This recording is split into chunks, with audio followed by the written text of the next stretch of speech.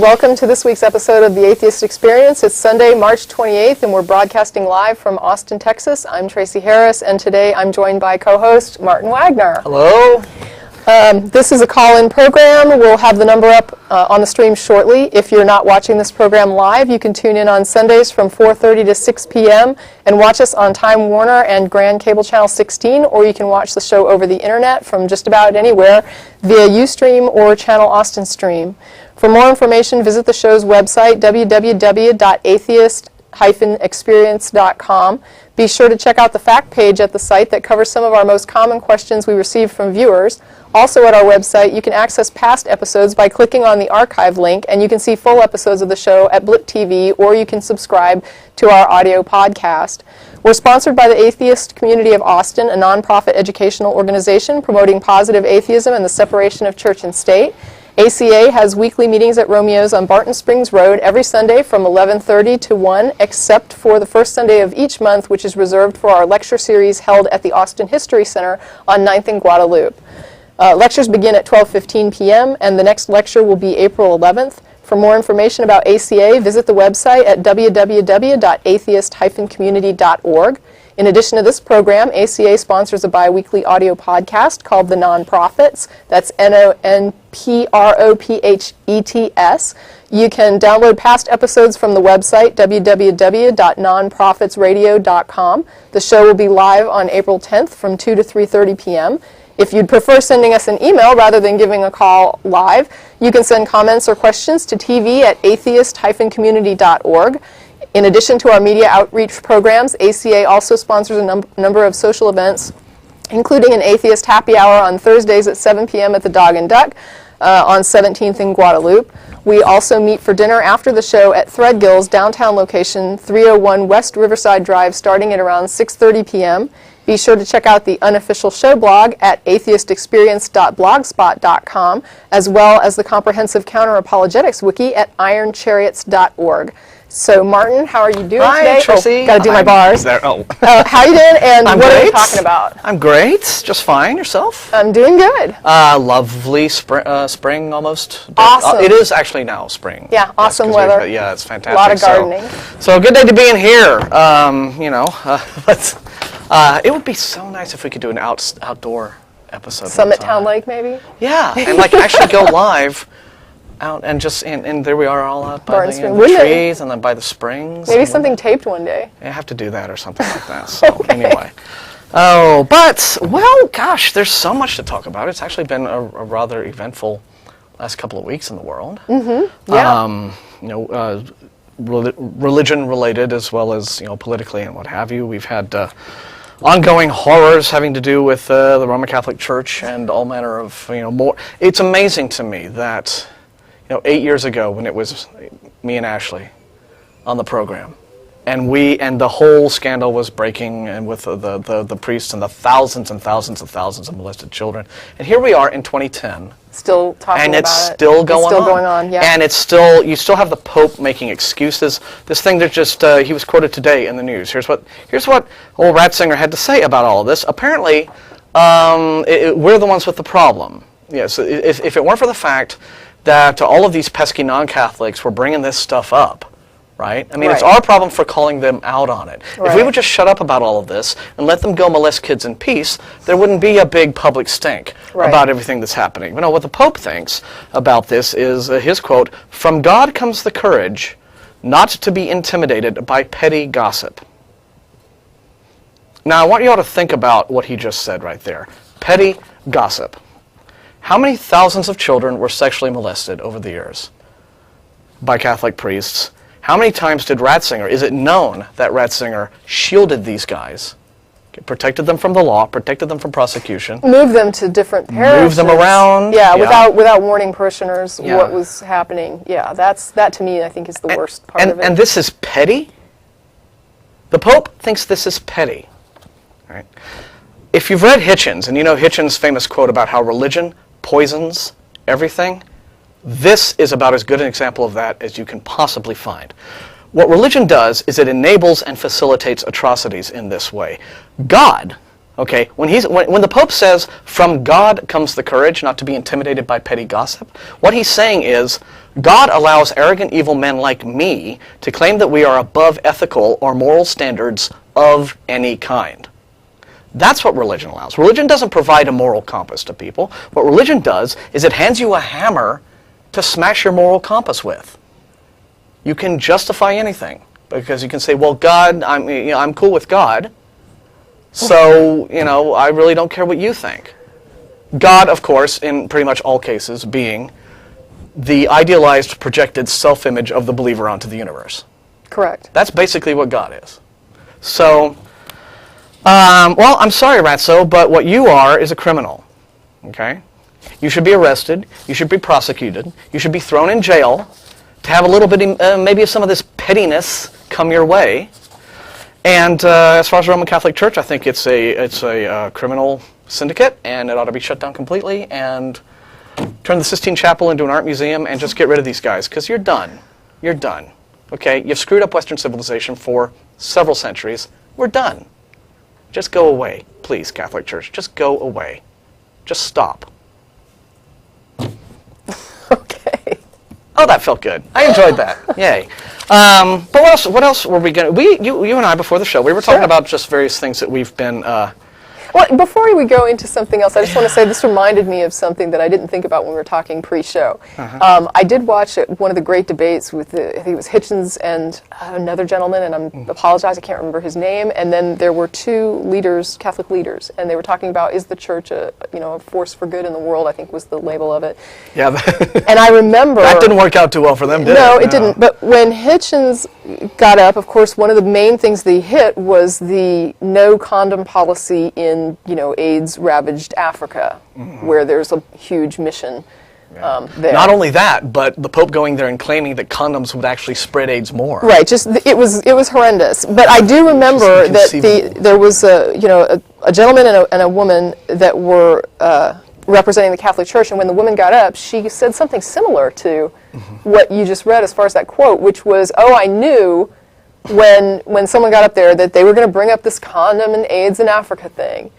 And it was one of the two gentlemen, either Hitchens or his partner, when they got up, said, it's sort of like somebody who's in jail for theft, getting before having a lawyer come up and say, "Well, I knew somebody was going to bring up this, prior record." All your crimes I did, yeah. And it's interesting that that a person can look at this horrible harm that's being done due to a direct doctrinal preaching, and then turn around and say, "I can't believe people are going to call us on this." And in this case, they think they're above it. Right. Now, in this case, it's a little different because I understand that that's not like a doctrinal directive to molest children, as opposed to the condom issue, which really is a doctrinal directive. It's a direct harm caused as a result of Orthodox doctrine. Yeah, but it's a kind of rationalization. Right.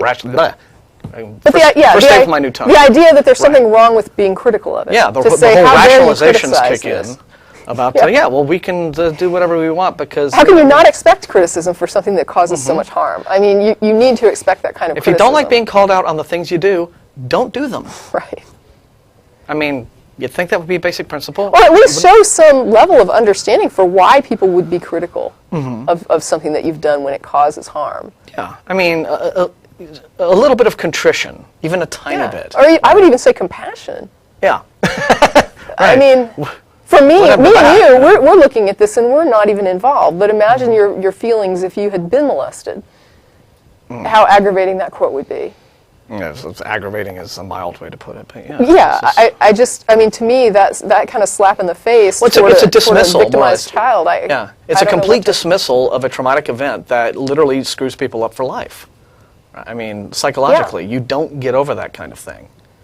And the Pope's just like, petty, what do you call it? Petty? Petty gossip. Gossip, gossip. Gossip, it's gossip. No, gossip is talking about who, Mary Kay, whatever, the twins, whoever they're banging this week. That's gossip, okay? You guys banging little kids ain't gossip, it's crime. Yeah. Gossip, crime. Big distinction.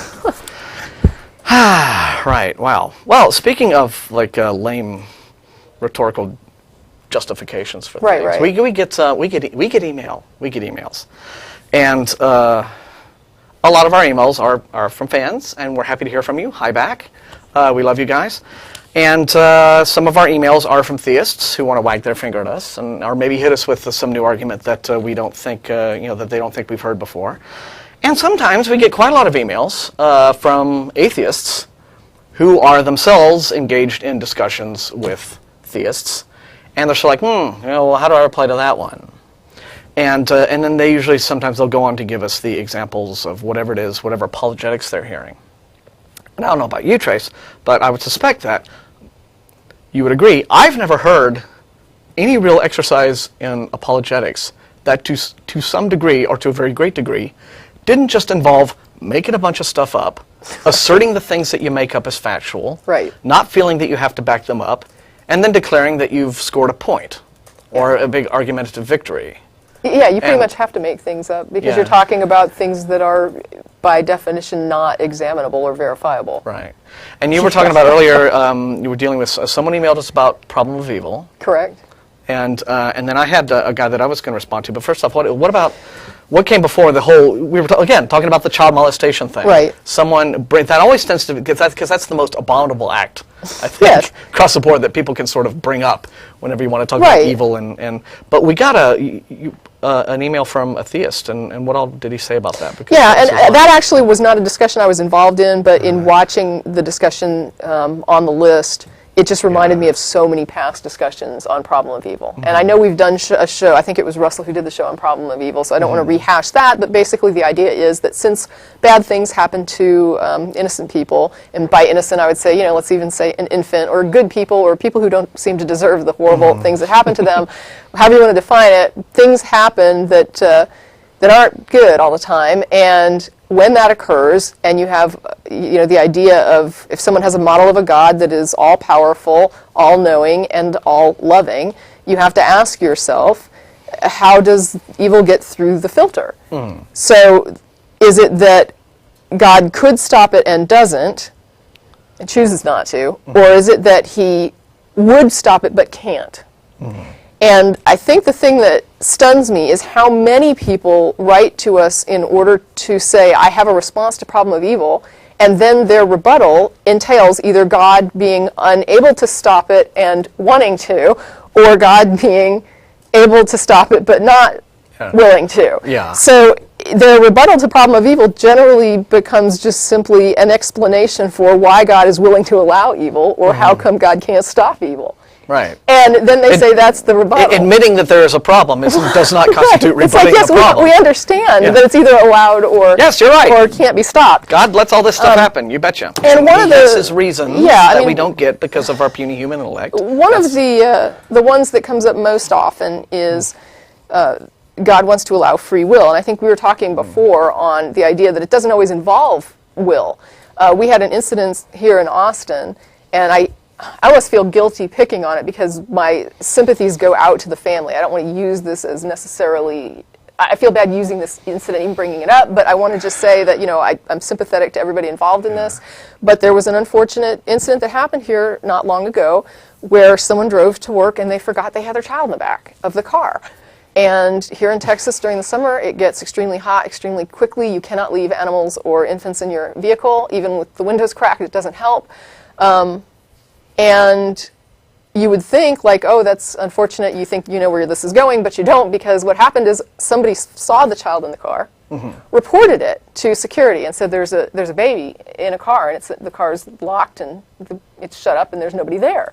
And security apparently was unable to find this vehicle, the woman had left, and the child died. So in this case, this didn't involve a conflict of free will at any point. with something bad happening. This was simply someone who did not will their own child to die, who simply forgot. It was just a brain hiccup, forgot something extremely important. And we'll set aside the whole issue of how a parent can be stupid enough to forget your child. He's not the first person to have done this. It can happen. It was not a purposeful thing. It was not. He wasn't intending to harm his child. And then what happens is you have a bystander who sees this. She does the right thing and reports this. Then you have security that goes out looking. They don't find this. And at any point in this, there could have been a reasonable save of this child without anybody batting an eye or thinking that it was divine intervention, no show of the hand of God, no violations of physical reality, and it could have just been that the person reported it, security, she brought them to the car, and they found the kid was saved. Yeah. So these things happen, and it's not always in conflict with free will. But even when it is, it gets a little hairy, because what happens is they'll say, well, God allows evil because he wants people to be able to do evil. And so they're talking specifically about evil perpetrated on other people by people who intend harm. So we usually ramp it right up to child rape. And the reason we go there is because this is something that is egregious to most people's minds. And so it becomes the perfect model of what to use to say, okay, we all agree this is not good. Yeah. So, okay, child rape. And then the response that is most shocking is when people say, well, God wants people to be able to act on their free will, even though he doesn't always like what they do. And the example that I gave was if I open the door of a room and I see a child about to be raped by someone, and I close the door and back out and do nothing, and then someone finds out about that and they confront me, they would think that I was monstrous. And if I were to say, no, believe me, nobody thinks this is more heinous than I do, but the fact is, I don't want to impede the free will and free action of this rapist, because to me, that's a higher priority than this child's welfare and safety. I can't imagine any person not thinking that I was completely inexcusable, like in my action and my explanation. It would be completely non-acceptable to any compassionate human being.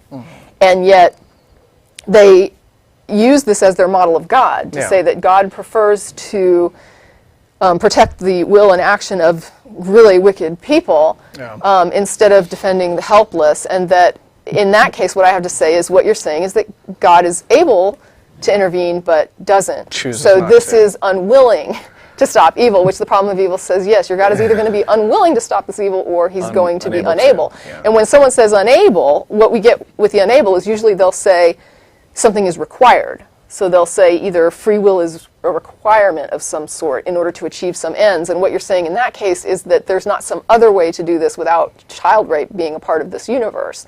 So in other words, God set up this universe in such a way that he's going to let people do what they want to do. Including that. Yeah, including child rape. And then he's going to sort this out later, however he's going to sort it out. But the fact is, there could be a universe where there isn't child rape, and where people still have free will. And usually, I think it was Jeff who brought up to the person that, do you think there's free will in heaven, and is there child rape in heaven? And normally, everybody will say, yes, you have free will in heaven, and no, there's not child rape. And so it's like, okay, well, then you acknowledge that there is such a universe as one that doesn't restrict your free will and doesn't allow for child rape, and yet this is not the universe that we live in, so what gives?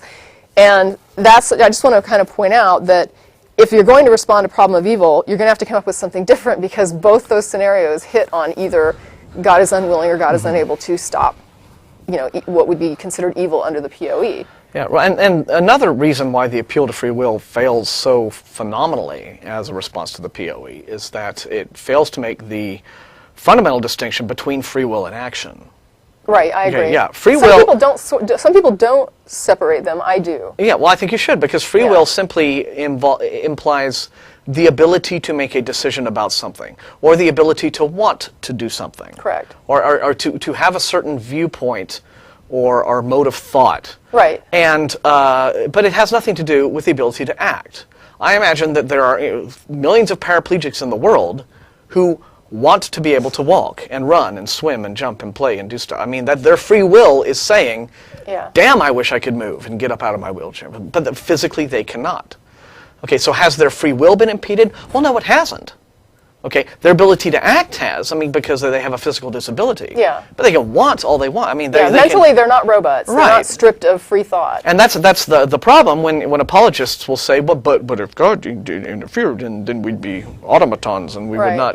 But no, not really. It's a wonderful response. I think it might have been Jeff some years ago when we were doing the show was. For example, if God were to save a child or to save a person miraculously from some impending disaster, et cetera, well, you'd just be God's robot. And it's like, okay, so if you fell off a pier and I jumped in and saved your life, that means you're my robot, right? Okay, you have to like do everything. Yeah. So yeah, it's funny the ducking and the dodging and the weaving. I've not heard, but of course all of these claims are things that they just cannot verify, right? Oh, absolutely. It's all a matter of just sort of rhetorical CYA. Right. When you right? say that free will is important to God, basically you can't know that. Right, You well, can't yeah, know that. you can't know, yeah. And I can't verify it. So when someone Yeah. tells me God does this because he values the free will of a child rapist and the free action of a child rapist more than the welfare of a child, my response to that is I can't go ask God if he agrees with what you're saying about him or her or it. Yeah. So I have no way to verify what you just said. And so for me, on my end, it's like you just made this up. Yeah. Because there's no way I can verify it, and frankly, I don't know how you could verify it. And doesn't the victim have free will, right? I mean, so if God is not intervening, you know, and where you have both a victimizer and a victim, both of whom have free will, but the victimizer's got the upper hand. Well, his free action is important. Yes, but the child's free action obviously is not. Precisely. But when you have these people failing to make this distinction between action and will, right? then you're essentially saying, okay, well then why is it exactly you want me to worship the patron god of child rapists? I'm not quite sure. Yeah, it is why a little that, weird. Yeah. And there was one thing I wanted to hit real quickly before we go on, and this was just sort of a hat tip to someone that wrote to us. A young man wrote to us, and he's got a YouTube channel. He's a disabled person who, from visually, when you see him in the videos, you can tell that he's disabled. And he wrote in, and he had a statement that was sort of ambiguous, but when he clarified it, I understood immediately what he was saying. He was describing a trend that he saw when he argued with theists, and he felt that his disability was being sort of used in an unfair way against him. And we were like, well, what do you mean by that? And what he described, weirdly, was familiar to me, even though I had never heard this used against a disabled person before, and it was appalling. But what he said is that because he's disabled, theists tend to simply dismiss that he could possibly have anything reasonable or intelligent to say regarding this debate of the existence or non-existence of God, because clearly he's angry at God because he's disabled. So therefore, it's fair to dismiss anything he would have to say or think on this issue, which it's disgusting. And it's your basic ad hominem. Yeah, and because you are X, your point of view can be discounted. Well, what I wrote him back to say was that he's the first disabled person I've heard being hit with this, but I've heard other people hit with this, and ironically, it's people who were molested as children by church leaders. And if you're molested by a church leader as a child, I've seen letters on our list where people write in and say, I do everything I can to hide this because the moment it comes out, nobody believes I have anything of substance to say on this issue, and everything I say will be discounted because they're going to say I'm angry at God. And it doesn't matter that I have reasons for why I don't believe. It's like suddenly these people simply do not count in this debate. And I'm like, that must be so frustrating. It would be, for me as a woman, it would be like somebody every time I get upset saying, oh, you must be PMSing. It's like, I just couldn't possibly just be upset about something. It has to be PMS typical week. hysterical female. So, yeah. That's just you all over, right? And that just couldn't, I mean, to me, the idea that somebody would use that against a person who's disabled or a person who's been molested as a child and just say, I'm going to use this as my excuse why I don't even have to hear you. You have no voice because nothing you can say could possibly matter. Right. Is insult to injury. Yeah, it's extremely cold. But again, it provides the convenient out for the apologists who can't really just, yes, well. All I can say is that, before you write somebody off like that, at least give their arguments a listen and make sure that you can demonstrate that they are utilizing that they are in some way angry at God and expressing that anger at God and not giving you a decent argument, because you at least owe them to listen to what it is they have to say and to then make a judgment about whether or not your prejudice about them not being able to give you a decent argument is valid. So you at least have to give them a hearing, just like you would any other person who's not disabled or molested. I feel sad that I have to even say that. I know, it's a real shame, but that is again one of these rhetorical little tricks that they pull to sort of kind of weasel out of. Well, here's the odd thing. I had written to a friend of mine. I said, what's most interesting is that we often hear Christians ask, what happened to make you stop believing in or hate God? And ironically, we spend a lot of time dispelling this rumor by explaining it's not about a bad emotional experience. Really, the idea just doesn't make sense to us. But on the flip side, we get a lot of mail from Christians who get upset when we point out their personal subjective emotional experience they had when they were 16 doesn't count as a rational reason or evidence that their belief in God is correct. So they do this very thing, and then they turn around and say, oh, you're doing this. And it's like, no, you're doing this. On the one hand, it's almost hypocritical that they accuse atheists of doing what they turn right around and do. On the other hand, it makes perfect sense to project. If this is how I think, this must be how you're thinking. Well, they extol the emotional aspect of conversion as a great virtue and a benefit, and why it's so wonderful. But why is it that their emotional experience validates their God? But if someone were to, I'm not saying, precisely, but if someone had a negative emotional experience and they say because of this there is no God, wouldn't that be just as valid? Emotional reasons for belief are okay. Emotional reasons for disbelief are not even if they really were the reasons. Yeah. Suddenly are not valid. Right. Right. I mean, to me, if somebody says, well, I had this positive emotional experience, and that, to me, demonstrates I know there is a God, then it should be valid for somebody to say, well, I had a really bad experience in church when I was a kid, and it turned me off, and that, to me, means I know there is no God. And if you're going to use your emotional experience as evidence of God, then somebody's negative emotional experience should be evidence there is no God. I think it's both ridiculous, but you can't accept one and reject the other. On what grounds would you do that? And Christians find it really baffling when I tell them that I have nothing really but positive memories of growing up in the church that we went to in Houston when I was an adolescent. Yeah. And I have a lot of fond memories of those days. Yeah. Wow, I was involved.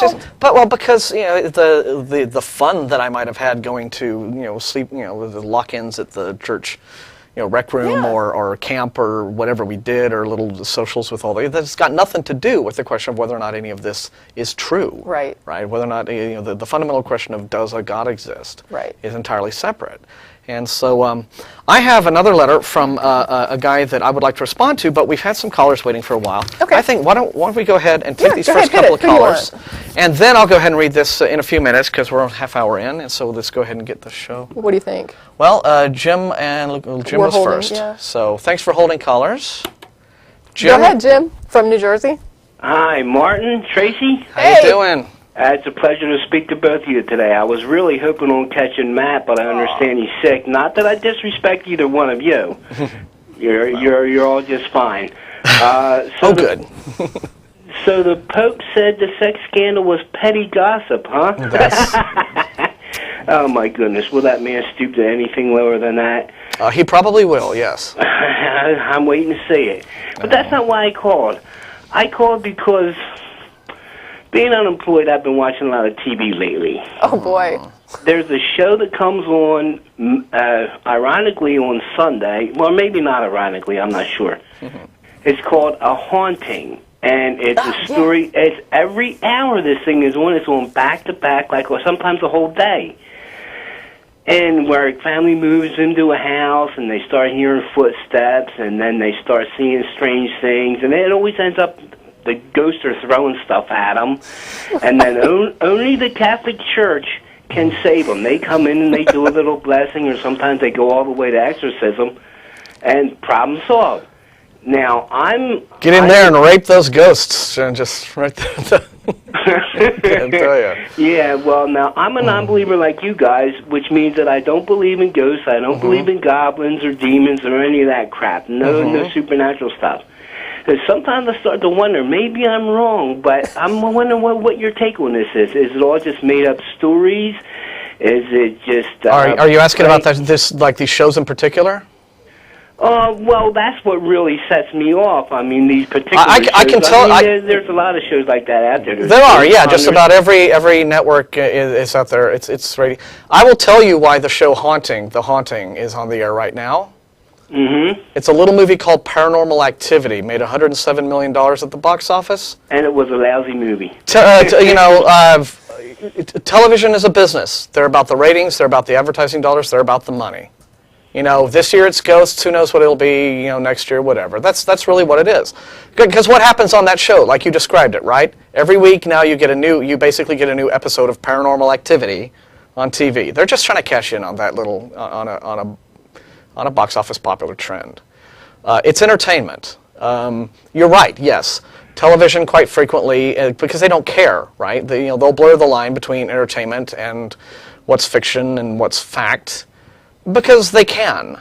They're not in the business of being educational. And what really, I'll tell you what burns me up about a lot of those shows is when networks, I can understand maybe something like Fox, filling their airtime with crap like this, right? But it really frustrates me when you get on these networks that are supposed to be educational networks, right? The History Channel, right? No, the Learning Channel, all of these networks Discovery. Discovery even, all of these all of these networks that ought to have some sort of scientific and scholarly credibility to their programming are just doing all of this paranormal BS just day in and day out, and of course they have a couple of guys, we're going to investigate and be scientific about it, and then they show up and go, ghosts, and that's the extent of their scientific investigation, right? So that I think is just, it's really doing, it's doing a disservice. You're fundamentally making a very large television audience stupid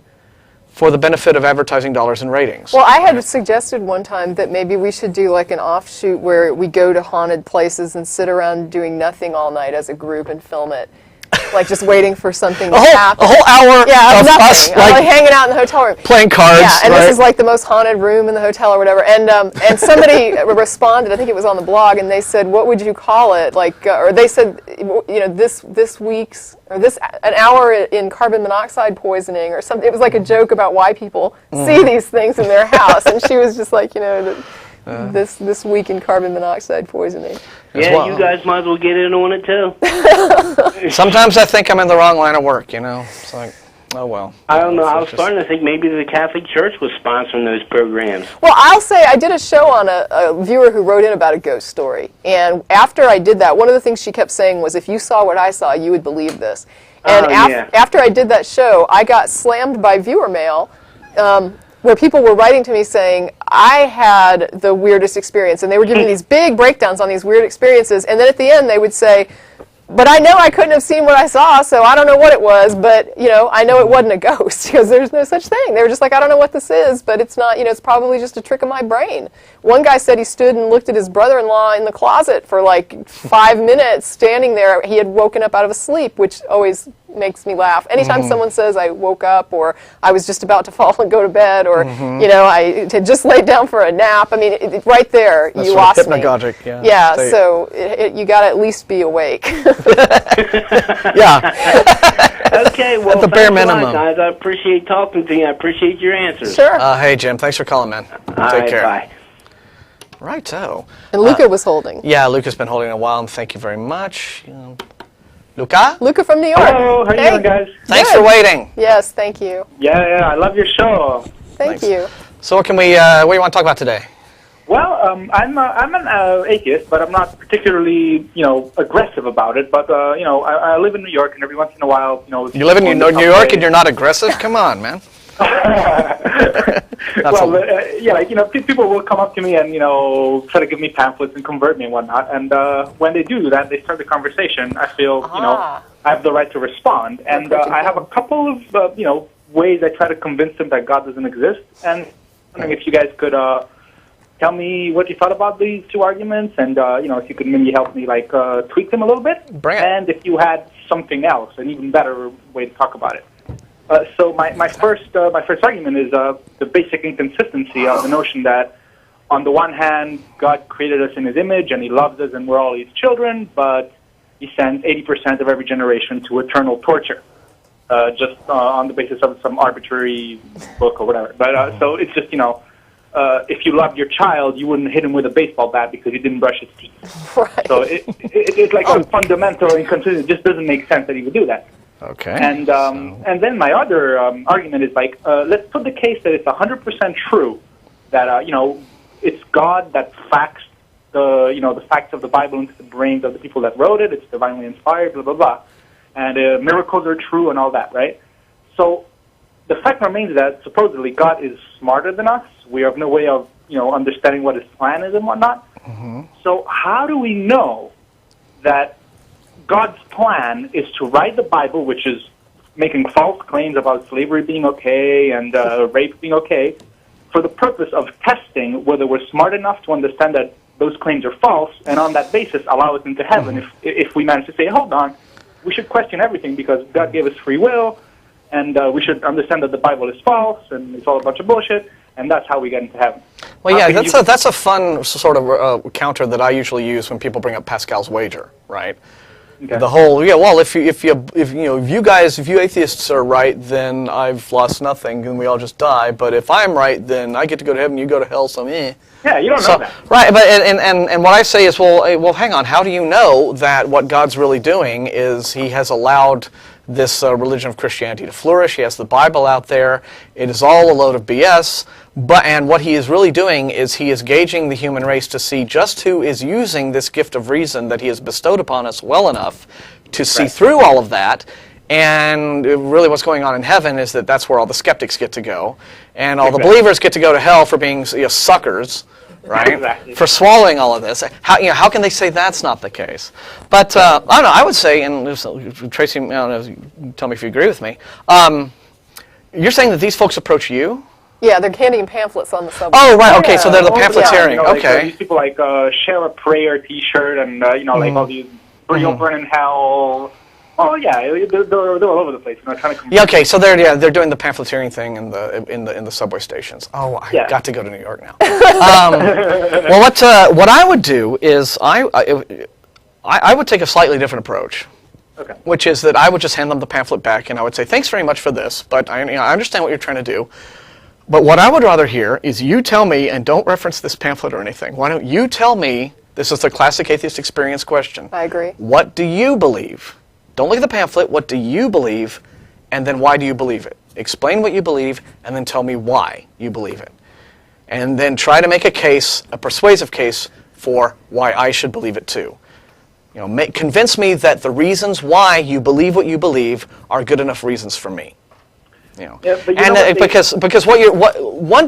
a trap that atheists can often fall into when you're arguing with Christians and theists is that you end up bringing up all of these either doctrinal or points about, well, if God's really like this, then why doesn't He do this instead of that other thing? And it's just a quagmire of presupposing God is already existing. Yeah, and it leads into what we're talking about, our general subject of the show today, just sort of apologetics fail, where you're just giving them, because He's a made-up being in the first place, or because they have failed to establish that He is not just a made-up being, you're simply giving them a free ticket to just make stuff up in response to your questions. Well, why does God allow child rape? And then you get William Lane Craig's thing where, well, God, as you said right here, in one of your examples, He's beyond our understanding, right? God has reasons that we don't get because our puny human brains, which He created, so you would think He would have made them better, and more functional. But apparently, He made us He made us stupid so that we wouldn't understand why He does things that He does that don't make sense.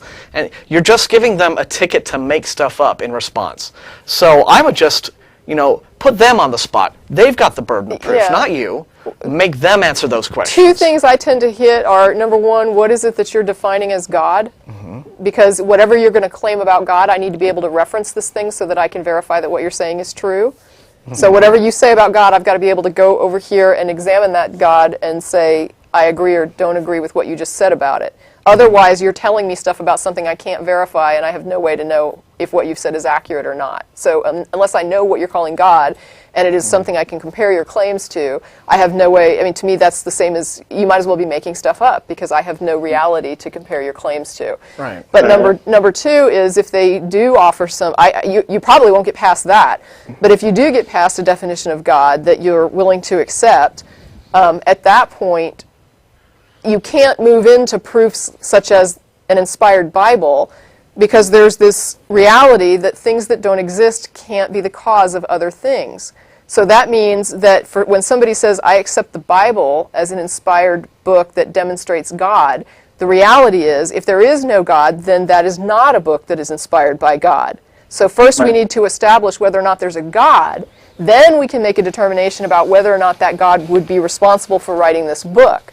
But if we don't know what God is and what God might do, we don't know if God would write a book or not. And you can't look at the book and say, well, it's obviously a book written by a God, because we don't know what a book written by a God would look like or how it would differ from a book written by people. Right, exactly. So another thing I do sometimes when say, hey, do you believe in God? I say, no, I believe in Santa. Which is, another version of the spaghetti monster argument, but, because there's a book about Santa, there's, lore about that. You can say Santa's miracles, you can meet Santa at the mall. Well, there is a historic, I think, personage of Santa at some point. Yeah, he's real, historically, sure. So, Also, wouldn't it be awesome if, like, some church for Christmas or something, like, how the malls have Santa, and then for Easter they have the Easter Bunny, and you can Sure. I mean, why don't churches just ever, for the fun of it, just have like some dude dressed up as Jesus, and you can go and little kids can bleeding sit hands on, back from the resurrection. or just not even that, just have kids sit on, I was take thinking for pictures. Easter, it would be yeah. pretty gruesome. Yeah, well, see, they just don't want they don't like that idolatry thing, I suppose. Okay. But Well, I hope we're we being helped, silly now. Luca. Yeah. Cool. Yeah, but the thing is just again, make sure put them on the spot and make them meet their burden. Yeah, they have to of proof, 'cause you demonstrate don't their really, claims. Yeah. They always tend to go back, and go back to the Bible. I believe because in the Bible, because it's written by God and it's written by God. Okay, but they have to demonstrate there's a God that could author that book. Yeah. Otherwise, you can't get to the book. It's like we can't talk about the book God wrote until we demonstrate there's a God. Until you can convince me a God exists, I'm not going to believe he's doing things. Right? Right, but if Christians were smart enough to realize that they're making circular arguments, they wouldn't be Christians anymore. Right, but you're asking what rebuttal can you provide, and I'm saying what Martin is saying, you have to demonstrate this to me, and if you're going to demonstrate it to me, you're going to have to be reasonable, and that means that we're not going to talk about things you're telling me God does until I see that there really is this thing called God that you're talking about. Yeah, and they're on script when they're doing this kind of public witnessing to you, and they want to sort of draw you into their script, and you got to kind of get them off script, and that will throw them off a bit, and then you can just sort of take it from there. But again, Tracy's right at the very basic level. They will state something, and I'm going to give some more examples of what this, again, this sort of apologetics fail as, an example of how they can just make stuff up in response to your questions because, it's easy that way. It's all made up in the first place, and so they can just assert things, and they often do this. They will simply make an assertion. They will state it as if it were axiomatic, as if it were self-evidently true, and then they'll go, ha-ha, so there's my answer to you. Mm-hmm. And you have to just explain to them or make them understand. You have to stop them even before they get to that point. And they'll say, well, in the Bible it says, okay, back up, because we still haven't established it. So work on that, and then, if you want to email us, if you have more questions about how to do your approach and everything like that, do so, please. Yeah. And happy to help out. But we're going to go ahead and maybe take a few other callers now. Cool. So, all right, guys. Great talking to you. Thanks a lot, Thank Luca. you. Yeah. Have a go. Okay. I would like to get in. I'm not going to take a long time with this. I'm not going to draw this out because we do have some other folks to get onto. But again, this all ties in. Emails. I mentioned before, we have emails that we respond to. And I thought, this one just came in, I think, today. Yeah, it came in this morning. And I thought that I wanted to go on the show today and not do my usual thing of, well, I don't have a topic, please just, how I am with Matt, right? No, I thought, well... Because I expect a little more. Yes, you do. And just sort of, because that really hurt last time when you, just left, I'd learned my lesson about, so, anyway, yes, here's an email that came from a fan in Italy. And his name is, I'll just say Sergey. Yeah, you go ahead and tell his name. Young guy, and he's essentially an atheist. He's one of our viewers, and I told him that I was going to go ahead and address this today on the program because I thought, well, okay, I can just email him back, but no, this one's a really great one to sort of take down publicly, live, with blood and pie afterwards. He is in a discussion or an argument with a professor. Okay, now I'm astonished at. I wonder what kind of professor this man can be. Maybe theology. That's possible. Okay, because if this man is a professor, I am astonished to contemplate just how someone this dumb can get a professorship in Italy. I mean, are the educational standards in that? Italy has a wonderful intellectual cultural tradition. It hurts me to think that there are professors like this apparently out there trying to undermine that. They also have the Holy Roman Catholic Church. Well, yeah, but so there's, I guess, maybe this is a professor of Vatican nonsense, whatever. But anyway, Sergey writes us, and he tells us about this discussion he's having with this professor, and he says, and I'm going to be meeting with this guy this week to talk some more about this stuff, and just to go through pretty quickly. Apparently, he pointed this professor towards this website, God is Imaginary, with some, and the professor responds to some of this, and he starts out by saying, and I'm just going to go through this bit by bit quickly to illustrate just where the apologetics fail is happening. okay, and the making stuff up and the equivocating everything. The professor starts up by saying, I'm not going to do the accent. I just got done reading through a few of the God imaginary proofs, and I have this to say. Most of their proof is against a straw man, and then he goes on sort of pompously to explain what a straw man is. Okay, well, this is fundamentally the courtier's reply that P.C. Myers came up with in response to the people attacking Dawkins for not having this sufficient understanding of, complex theology. It's always, a skeptic or an atheist will criticize some aspect of Christian belief, and then the believer can just say, oh, well, you have a very shallow and insipid understanding of these things, when in fact it's all extremely deep, and you're not really getting to the meat of it because you're ignorant and you haven't studied Which this kind I still of thing. say is interesting, because without a God to examine, how can you know more than someone else? Well, that's a point, yeah. But anyway, here's the example that was given. We're before we've talked about things like problem of evil, like deliberate acts of evil, like child rape and crimes and things that involve free will. Well, what about natural things, tragedies like cancer? Here's the question that was raised. For instance, a professor responds, why doesn't God answer the prayer to cure cancer? They, those pesky pain in the ass atheists, they argue that it doesn't work. Period. Trouble is, cancer is being cured day by day.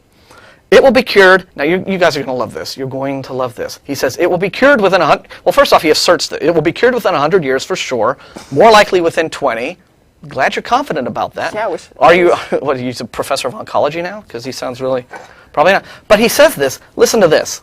This is the great part. God is answering the prayers of many righteous people who not only prayed but backed up their prayers with money, research, dedication, and science. So this is the God helps those who help themselves argument. If you do it yourself and then you thank God. Well, if prayer needs to be backed up with money, research, dedication, and science, why waste time with the prayer part? Isn't it right? What role does prayer play in any of that? Doesn't Russell use the example of taking 2 aspirin and praying for your headache to go away? Yeah, and the headache went away. That's exactly what this fellow is doing. Okay. So he's saying, yes, God is answering prayers. Okay. It's just people got to do stuff, and when they do stuff, but that's actually God answering the prayer. Yeah. A little odd, yes.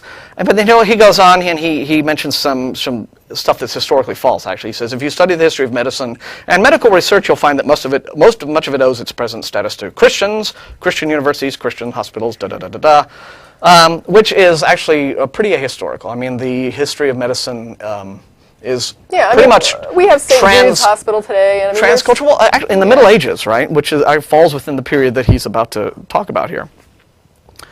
The most gotcha. Well, in the Middle Ages, the most advanced medicine that was actually going on was coming from the Arab world, the Islamic world.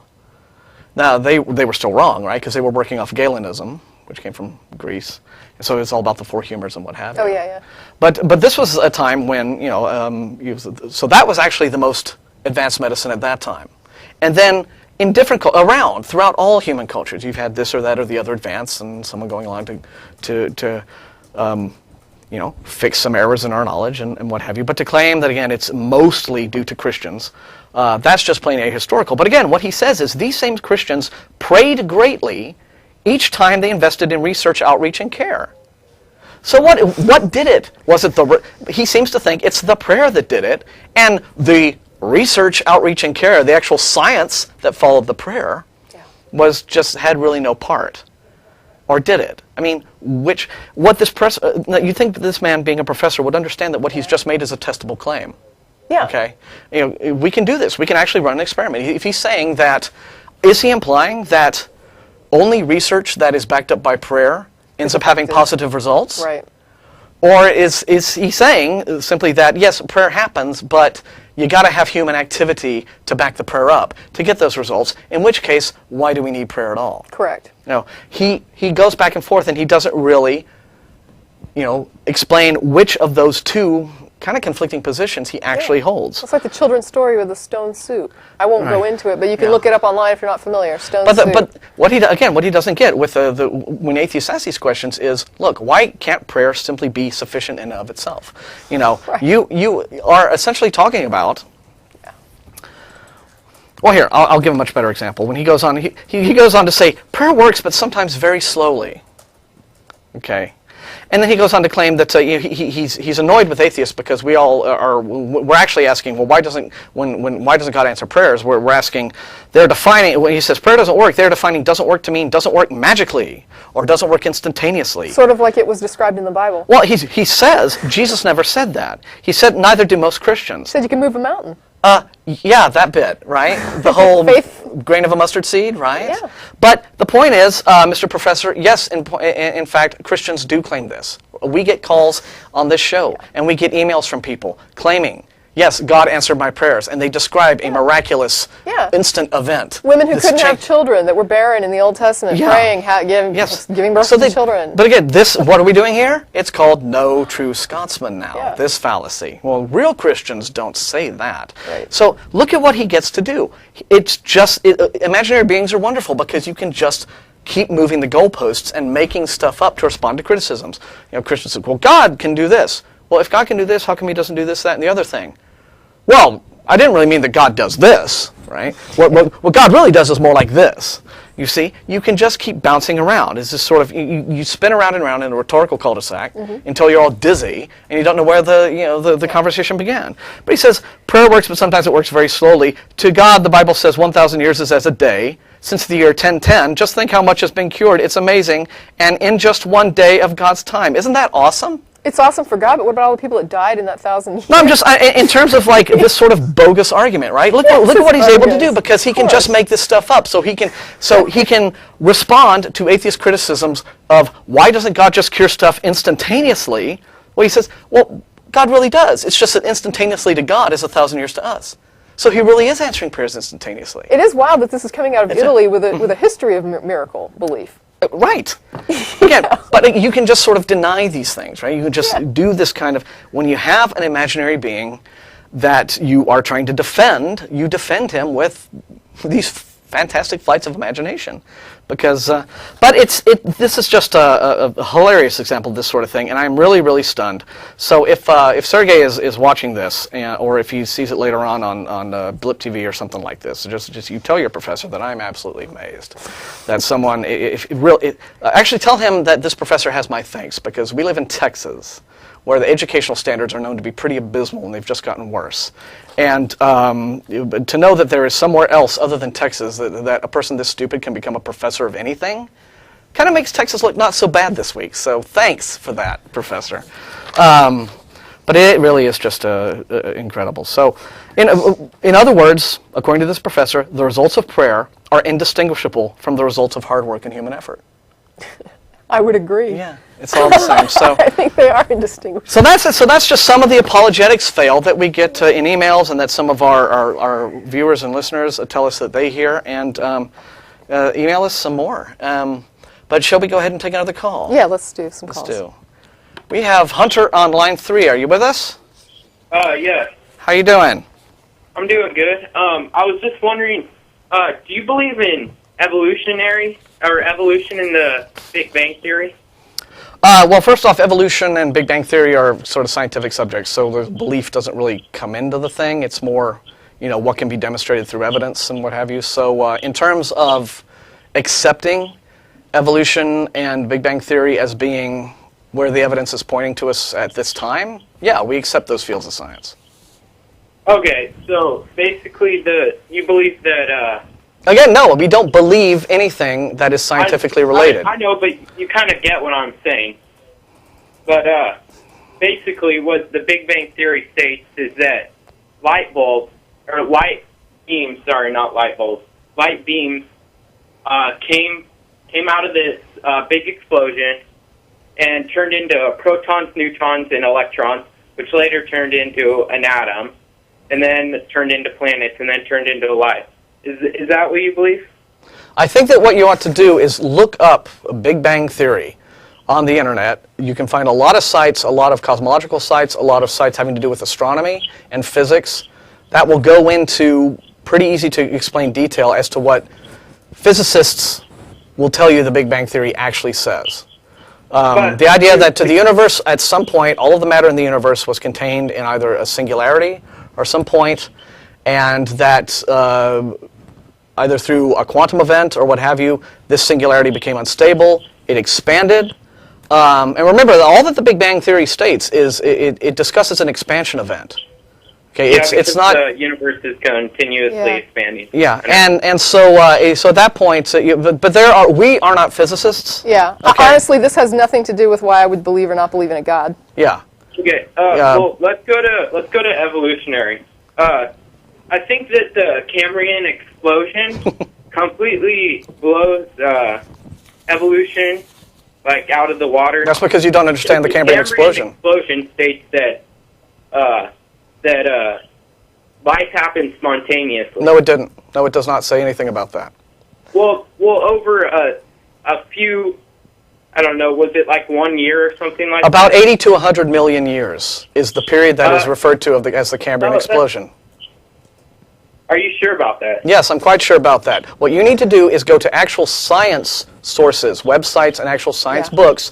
Don't go to these creationist sources, okay, that are full of, and I'll be quite honest with you here.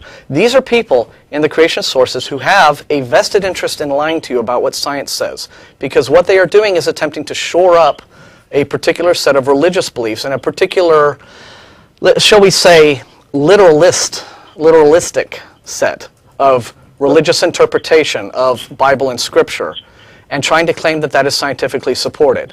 A great many Christians, and in fact some of the best scientists out there who are theists, like Ken Miller, Francisco Olea, guys like that, will fully, these are the guys out there who are doing the best refutations of some creationist claims, such as the claim against, a claim about irreducible complexity, or the Cambrian explosion, or what have you. They point out where these things are very deliberately being misrepresented by creationist sources. And so what I would suggest... I actually looked it up, I just looked up Cambrian explosion, and it said it happened in a short period of time. And what is the source? That's what it said. What is a very short period of time. Well, what source was that? Think about the Cambrian explosion. No, answer my question. What source was that told you it was a short period of time, as in 1 year? What was that source? I'd have to go look it up. You want me to take the time to look it up? No, honestly, what you need to do is know where you're getting your information from. Yeah. You get something off of the internet. You say, "Oh, it says this." You don't even look to understand you don't see what the source is. You don't remember what the source is. I could look up all that, but it would take up way too much paper. Well, I'm trying to save the trees. No, the point is you need to know where you're getting your information from, and then you need to be able to understand if that is an actual reliable source or not. Well, the other question is, have you presented a biologist with this, and what was the response you were given? Have you asked somebody who's an evolutionary biologist what they make of this, and what did they respond? At a university or something. Yes, my teacher actually said that it... What grade are you in? Wait. The thing about the Cambrian explosion is that single-celled organisms turned into spineless organisms, and there's nothing in between. It doesn't say that either. Of anything in between. It doesn't say that either. Everything that you think you know about the Cambrian explosion is wrong. There's no fossils. They searched in Japan for a long time, Hunter, and they found no fossils. There's a hold button. Hunter, I'm going to cut you off here in a minute. You are getting incorrect information. You are stating things about the Cambrian explosion that are demonstrably false. And what I'm telling you to do... on many sites. No, you don't even know what these sites are. First it was one, now you're saying there are many. I think you're sitting there lying to me, Hunter. I don't think you've studied any of this at all.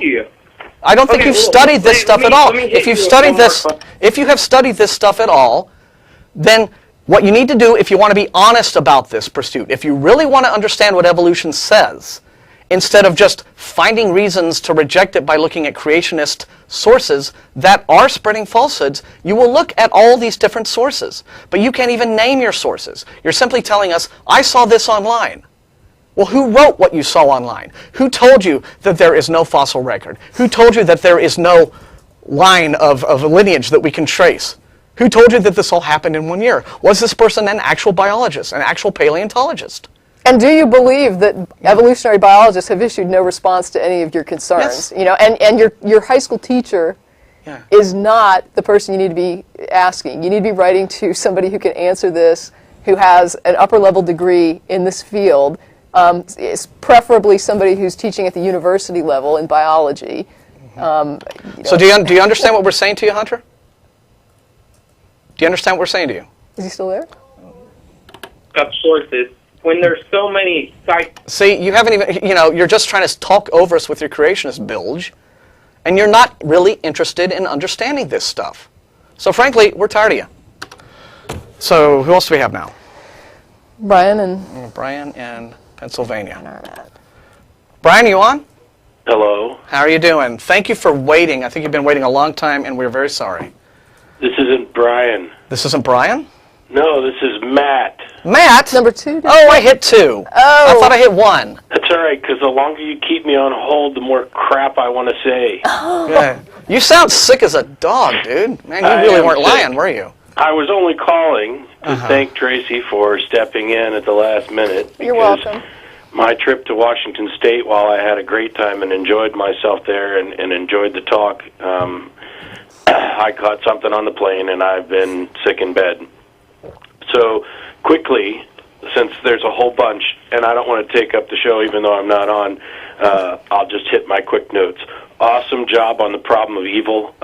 Love the examples that both of you gave, and I'll steal them, as you well know. That's okay. Just pay us later.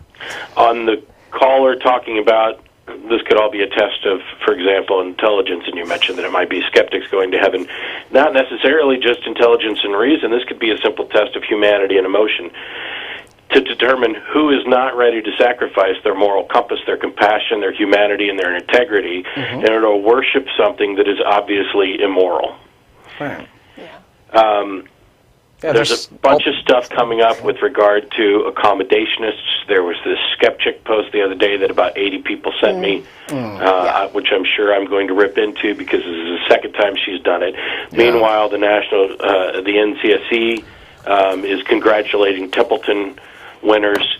So this accommodationist trend is to the point where I almost got out of bed Friday night and made a special episode of the Nonprofits, except I couldn't talk. Just to yell about that. Yeah, I'm really upset about that, too, because the simple act of congratulating Ayala, or is it Alea or Ayala? Ayala. All right, I always get that confused. The simple act of congratulating him for winning that award seems to imply that it is a award, that it is a legitimate award. Yeah. That is worth congratulating someone for. Right? When, in point of fact, the Templeton Foundation has always been about pumping a whole lot of money into media efforts to make it appear as if there is some sort of movement within science to validate Christianity. And that's all it's been about. And, if there's any actual evidence there, that's fine. But for someone like Ayala, who comes out, immediately spouts this non-overlapping magisteria stuff of saying, oh, well, science and religion talk about 2 different areas of human endeavor. And hand him an award for that and say, there you go, great understanding of our spiritual heritage or whatever the crap it is. And then for the NCSA to say, congratulations on winning that award? Yeah. It baffles me. It baffles me. It's like... I got 3 other quick things, and then I'm going back to bed. It's like the National Organization of Women giving, Maxim Magazine some award for, congratulations on winning, Dick Penis Magazine of the Year or whatever. Because it's awesome, guys. It makes no sense. So that award wasn't supposed to be announced yet. They just sent me the mailer the other day. Oh, okay. So we weren't going to announce that yet, but thanks. I'm gonna kind of take issue with Martin a little bit on the issue of believe. I believe evolution is true. I believe the Big Bang is the best explanation, as long as we're just talking about believe in the simplest context, which is accepting that a claim is true or most likely true. Mm-hmm. So I'm not as, I do understand your point, but I'm not as, phobic about the word believe. It's going to imply some kind of, irrational belief. There are plenty of rational beliefs. Right, but remember, as you just mentioned with this whole accommodationist trend and what have you, I think that just for basic semantic purposes, I prefer to make the distinction simply because we now have too much of this going on. Well, your scientific beliefs are no better than my Jesus beliefs, and the whole Creation Museum is founded on that rubbish and this sort of false equivocation. So, and see, I may seem like I'm too anal about it, but that's just kind of where I am with it. Yeah, the reason I go the other way on it is because as soon as I say, yeah, I believe that, then that gives them the opportunity to say that, your beliefs is just as irrational as mine, and then I can go on to demonstrate exactly why they're not. Mm-hmm. The last 2 little bits on Hunter with the Cambrian explosion. Everybody should just Google index of creationist claims. Mm-hmm. This one's number 300. the Cambrian explosion, or you're talking 5 to 10 million years is that time period. Yeah, I've heard up to 80. There was complex life prior to it. There are transitional fossils within the Cambrian explosion. Not all phyla appear within it. It's not what the creationists are cracking it up to be by a long shot. No. And the last thing, several people keep sending me emails. There's this moron on YouTube who has evidently tried to call me out and then claims that we're chickening out and that I have some Santa complex. This guy, I've seen a couple of his videos. It's the lowest possible form of apologetics, and he's welcome to call into the show just like anybody else. But if you're spending a lot of time paying attention to idiots on YouTube, and especially the comments that are made to idiots on YouTube, life's too short, man. Don't waste my time with it. Yeah. But that's why I never respond to those emails that we get from people saying, "Here, watch this YouTube video, and it'll make sense of everything." I just delete those. Yeah. When we get them, so. Anyway. So great job, guys. I'm going back to bed, and I'll talk to y'all soon. Does get better, etc., etc. All right, man. Bye. Bye. Okay. Now we can do Brian. Yeah, I was actually just going to leave him hanging because I'm like, oh, it's Matt. We have real, just other callers. So it's sort of like, No, all right. Brian's been waiting. Brian, who has been waiting forever and a What's day. going on? Hello. We are so sorry. Thank you for being patient with us. Yeah, patient. Yeah, my clothes are going out of style over here. Oh, we're sorry. Who's the guy with the cold? He sucked. Don't put him on anymore. I don't know how he got through the screeners. Yeah, I'm telling you. He's this crank who calls us every week. What can we do, Yeah.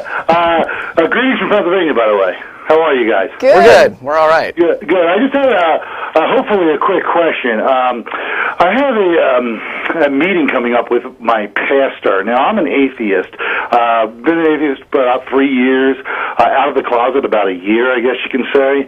And my pastor, who tends to our family's religious, spiritual things, had just found out last week that I'm a theist. That I'm an atheist. I was speaking to him on the phone. And he said he would like to speak with me about this. Come to the principal's office, young man. We have a problem you must discuss. Well, it was sort of like that, and I kind of replied that I said, well, I'd love to talk to you about this, and, so we can do this next week. What I'm worried about really is that, I don't know, it was brought up last week on Faking It. I think someone said, can I quote, professional theologians can obfuscate their fallacies, which I believe 100%. And I'm dealing with a 65-year-old man with like PhDs, and I respect him. He's smart, he's intelligent, he's educated, he's wise. I don't understand why he's a Catholic if he's all those things at the same time, but I do respect the man for his views on other things besides Catholicism.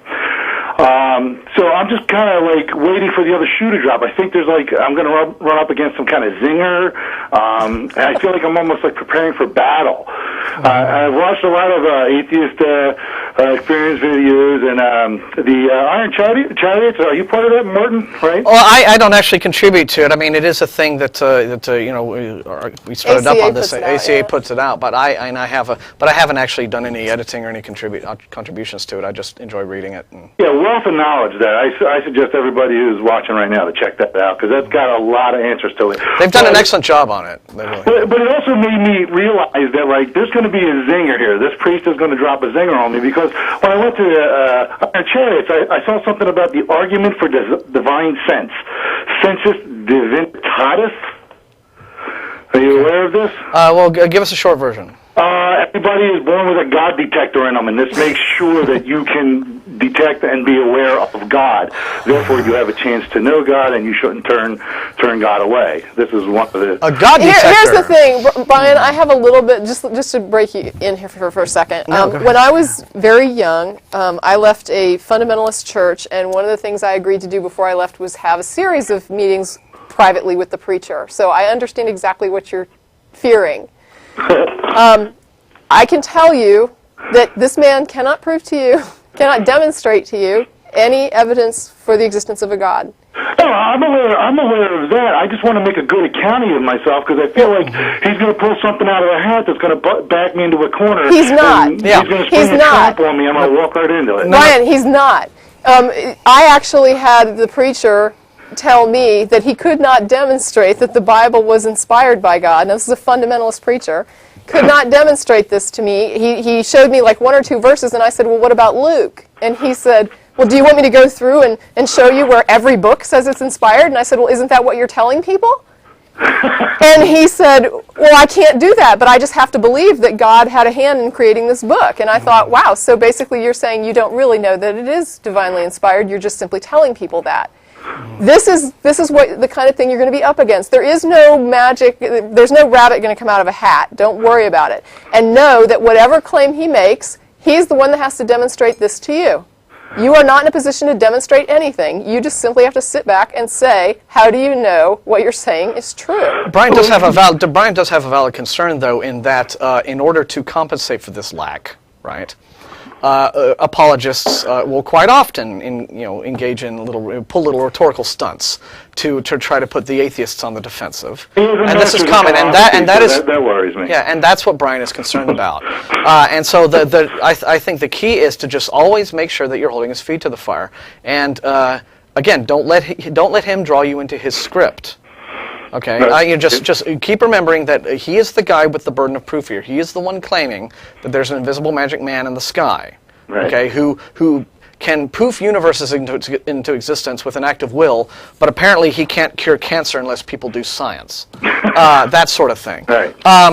So just start with what do you believe and why do you believe it, and then just don't let that go. And as much as if you see him trying to sort of skirt around it, always steer him back on course.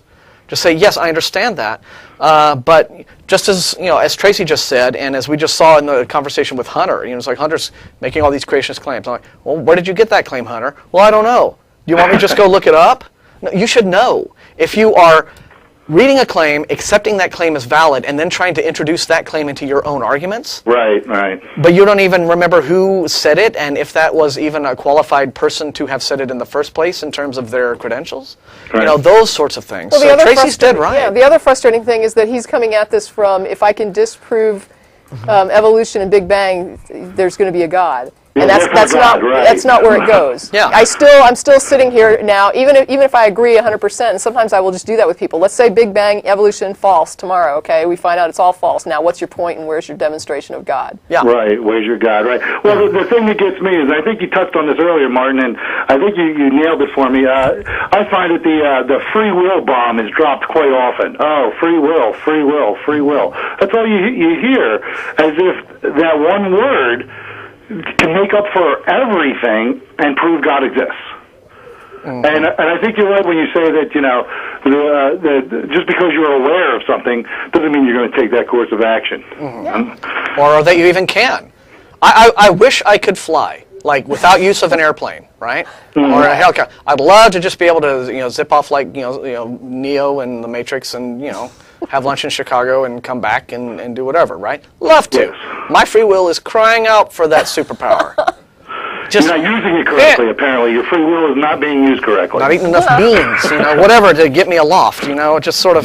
So there's it's just free will, nothing to do with your ability to. Well, do us a favor if you think of it, Brian, and send us a note to the TV list when you have your meeting and let us know how it goes, because I'd be interested. Oh, I definitely will. Can I throw in a quick question? Sure. I'm a father of a few kids as well, and I'm the only atheist in the family. And do you have any advice for a father, because I'm dealing with a Catholic wife and Catholic kids who are going for their sacraments and things? I would say write to our list. We have a couple of co-hosts who have children. That's a Russell question. Yeah, and that's Jen has question. Kids too. So I think one of the hosts with kids would probably be a better hit on that.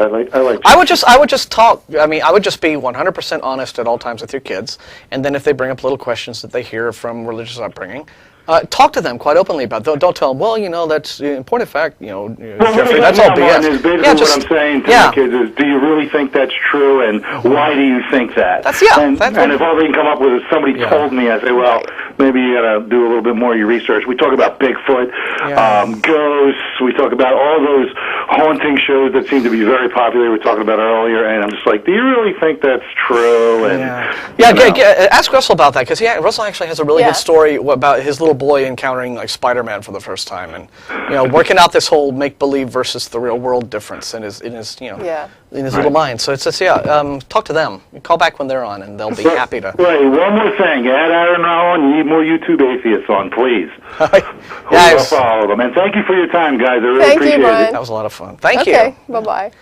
We got Leo, I think, was next on the lineup. Has Leo been waiting? And Leo was before Ali. Correct. Indeed. So, yes, 3. I want to make sure I don't hit the wrong. That's all right. Leo? Hello. Hello. You're on the air. Thank you for calling. Oh, thank you. Hi, Martin. We spoke a few weeks ago when Dr. Darrell Ray was there. Oh, right. Do I? Okay. I do remember that. Yes. Yeah. Brilliant. I wanted to talk, bring it back to what you were discussing at the beginning of the show. You were talking a bit about the lecture on Intelligence Squared with Stephen Fry and Christopher Hitchens. Yes. And Anne Whitcomb, and you couldn't remember their names. Yes, thank you. No problem, because Stephen Fry is quite a big, iconic character in the UK. I love Stephen Fry. He's fantastic. Yes. And Anne Whitcomb, apart from having a terrible shrill voice, I don't know if you know this about her, but she used to belong to the Anglican Church. I did not know. And then when the Anglican Church decided they would allow women to become priests in the Anglican Church, that's when she chose to move to the Catholic Church, because she said that the women could not divinely ordain or represent Jesus as ministers, whatever. Self-hating, misogynistic woman. Yeah, so a bit of a bit about that, but there was a few things actually I wanted to talk about. The thing you were talking about, the Pope. First of all, it's a little mean to the Pope. What's happening in Ireland? I don't know how many people are. I'm sure people are aware. It's quite big news, but the current cardinal, who is now the head of the church in Ireland, and apparently when he was younger, he was the secretary who went around taking statements from people and making them sign affidavits of silence, to refuse, to not speak of it at all. And then when it came out recently, and now he was taken to court on that, and he was asked to resign, he said he doesn't think this is a resigning offense. So that was one big issue that's been happening with him.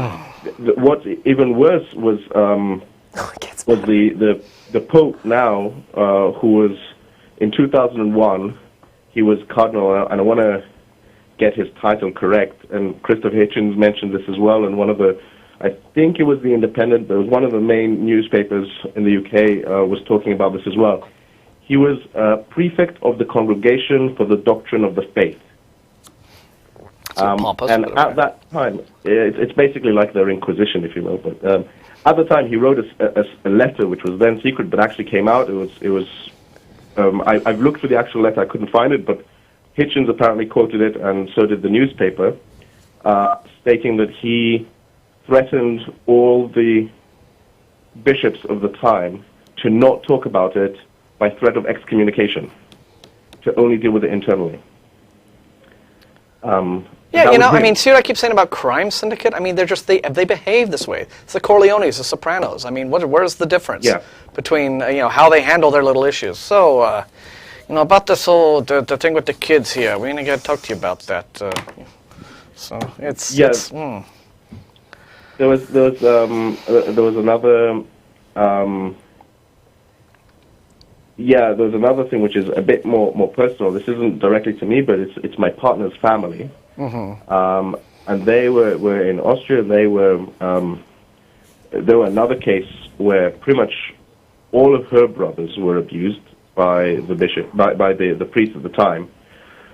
So you have, direct. You know people within your family. Yeah, I know the people. Yeah, it's my partners. They're good friends of mine as well. I know them all. They're like brothers-in-law, if you will. They're kind of. I know them directly. There's a few of them. They know of more people. I don't know everyone there, but they estimated that about at least 30 people were molested by this one priest. And when the parents tried to raise it with the bishop, first of all, the community so didn't believe it that they actually blamed them, the parents, for it and excommunicated them across the street to avoid them, because they were making stories about the priest. And why would they raise up such horrible things, and why would they do these things? This is like excommunication from the community. So the attitude was, well, you can't prove that we did this, so we're going to publicly smear you as liars and excommunicate you, and it all just becomes, ostracizing them. Right. Yeah, right. Even I think it was, I don't know how many years later, when finally they got something done. I mean, this was a big process. So first they shifted the priest, then the police came to investigate, but after interviewing like 2-3 people, they said that it was all the people they had interviewed. They couldn't do anything because of the expiry, the law, what's Statute of limitations. We have Statute that of limitations. here. Thank you. Yes, thanks. And which is in and of itself quite horrific. But the thing is that there may have been other cases which hadn't passed the statute of limitations, but the police refused to investigate further. Now, I'm not sure if this is because the police may have a law that says that if they suspect it had passed the statute of limitations, they're not allowed to actually investigate further. In Ireland, this was even worse, because in Ireland, the police just refused to report it. In some cases, they just took all the files and took it directly to the bishop, and just gave it to them and said, look, what do you want to do? Deal with it. And they just refused to investigate the issues. And the police was actually held to part of the blame as well. So it is really systemic in how this belief system is so... It's so much wider than just saying a few people. Yeah. Because it gets to the state protecting you, the mechanism that's protecting you is failing. Yeah, you end up at the point where you start asking, how deep does the corruption go, and the only answer is, how big is your shovel, right? I mean, it's just that horrible when it's that entrenched. At least this is starting to come out, right? And so. Yes. But I understand. Oh, sorry. I was just going to say, we have seen that trend as well. I mean, I've seen that in the media where I've sat and wondered, these are crimes. I don't care who you work with or what organization you're affiliated with. The cops don't need to be coming to your place of work and saying, would you like to handle this internally? I mean, this is a violent crime. Yeah. And you don't ask the organization itself whether or not it wants you to come in and investigate. You do your job. It doesn't matter who this is. You come in, you do the investigation, and if somebody's committed a crime, you arrest them. You don't move them to another parish and say, well, we'll just let you all handle that. How about that? It all ties into this undeserved respect that religion just automatically gets for being religion, right? Yeah. I mean, imagine if the Securities Exchange Commission went to Bernie Madoff, right, and said, we've got all this evidence of this massive multi-billion-dollar Ponzi scheme that you've been doing for 40 years. Here's everything we got. You want to just take care of this? Oh, sure. Well, I mean, I do understand. I'll take care of all that. I do understand that associations within any association, you're going to have things, skirmishes, whatever, that are going to be internally handled with internal rules and internal doctrines. But at the same time, when you cross that line where you have committed a crime, a criminal act or a civil violation, that's when it now is no longer in the purview of just your little group. It now is a social concern, and the police or the civil authority now has a right to be involved in that and an obligation to be involved in that. I think, Tracy, I think it's actually bigger than that. I think that just by a quick Google, the number of countries that have been affected, and I counted Austria, France, in Germany, Czech Republic, in fact, Belgium, Australia, New Zealand. The number of countries is just staggering. That's just not less than half the countries, and in each case, the numbers are just coming up and up. And I'm thinking, just on this issue alone, let alone the condoms issue, but just on this issue alone, do we not have enough to get The Hague involved and bring up the Pope for crimes against humanity? Just on this alone. Yeah, I think it would be great. Intervene on an international level. There's already a lot of noise in the media about, the Pope needs to resign because of this. It's obviously because of based on his attitude in his quote today, he doesn't seem to think that's necessary. That may be a necessary step. I think that's maybe good to get the dialogue going on that. I don't know if under the Hague's rules that, that would have to maybe be investigated. But heck, I'd sure love to see it. Because you're right, it's beyond serious. We thank you for the call and for all the information, but we're down to like 5 minutes. We want to go ahead and get to our last 2 callers before we sign off. So, stay in touch with us through email and the rest of it. And thank you again. Yeah, thank you for calling. Thank you. Should we hit Ali has been waiting on line 2. Ali? Hey, how you doing? We're good. Sorry to keep you waiting here. What's up? All right, don't worry about it. Yeah, how's it down there? I haven't lived in Houston in quite some time, but I hear it's still kind of nippy, or... Well, it's weather's pleasant today. We have a nice spring day. What can we do for you?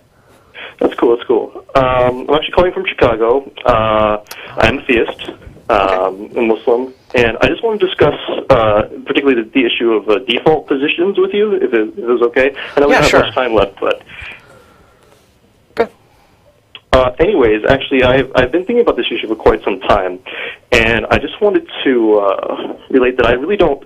I understand sort of the atheist perspective on how atheism is the default position, but my belief in God, I think, is actually predicated more on a default position, and I kind of feel bad because after hearing Brian talk about God radar or whatever, it's kind of hurting my argument right now. But I hope to get more of a kind of a deeper, hopefully a deeper argument if we have the time. Well, let's see how much you can do in 60 seconds, and then we'll take it from there, okay? 60 seconds, okay. And we're sorry, we should have got, here we go, the theist caller, that everyone in the chat room's yelling at us to get on the air. And, but go ahead. All right, anyways, I think that default positions cannot be predicated on lack of belief, because if that were the case, the belief that atheism is the default position would actually precede atheism itself. Therefore, I could say basically I lack the belief that atheism is the default position, and therefore I do not have to accept atheism as the default position. So it would seem better to say that we predicate default positions on beliefs rather. So, actually, I think that what we should do is predicate default positions on where the evidence lies as pertains to any particular claim. For example, again, what should be the default position on I have an invisible magic elf living in my sock drawer? Mm-hmm. I mean, should the default position on that be not believing it, or should the default position be believing it? I would suggest that the default position on that kind of claim would be, I am going to reserve belief until there is sufficient evidence to make that it makes sense to believe that there is such an elf living in my sock drawer. Mm. And so that would be, so I would use evidence as the benchmark from that. So. Certainly, I think it's implicit with everybody to say that, I have to give reasons for whatever I'm claiming. Mm-hmm. And I think that also extends to atheists as well, especially when they claim theists that they're irrational, etc. Well, tell you what, you want to call next week and talk to Matt? Because we're going off. I would love to have a discussion. We got a sign. Thanks, man. Thanks for the crew. Oh.